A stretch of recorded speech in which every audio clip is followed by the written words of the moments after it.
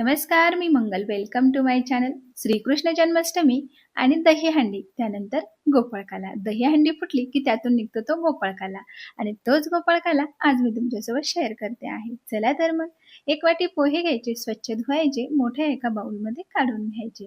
त्यानंतर त्यामध्ये आपल्याला घालायचे आहे राजगिऱ्याचे मुरमुरे. हो, राजगिऱ्याचे मुरमुरे घातल्याने हा गोपाळकाला एकदम चविष्ट लागतो. राजगिऱ्याचे मुरमुरे नसतील तर 1-2 राजगिऱ्याचे लाडू घातले तरी सुद्धा चालतात. तांदूळाचे मुरमुरे घालायचे. त्यानंतर भाजलेल्या ज्वारीच्या लाह्या सुद्धा घालायच्या, त्या सुद्धा खूप छान लागतात.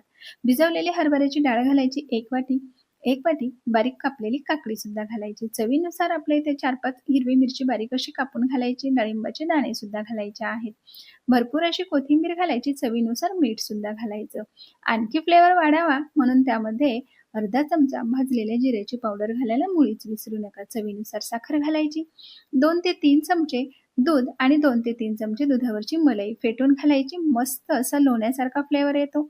1 वाटी दही घालायचं. दही, दूध आपल्या आवडीप्रमाणे घालायचं. आवडत असेल तर गोड लिंबाचं लोणचं घाला. मी अगदी थोडंसंच घातलं. त्यानंतर 4 ते 5 आपल्याला इथे घालायची आहे तुळशीची पानं. मस्त असा प्रसादी फ्लेवर येतो त्याने. व्यवस्थित त्याला चुरून घ्यायचं. शक्यतो हातानेच मिक्स करायचं. छान मिक्स होतं. असं मिक्स झालं की तयार झाला आपला इथे मस्त असा एकदम वंडरफुल हेल्दी टेस्टी असा गोपाळकाला. नक्की तुम्ही सुद्धा या पद्धतीने एकदा ट्राय करा. तुम्हाला सुद्धा खूप आवडेल. मग काय, तुम्हा सर्वांना जन्माष्टमीच्या खूप खूप शुभेच्छा.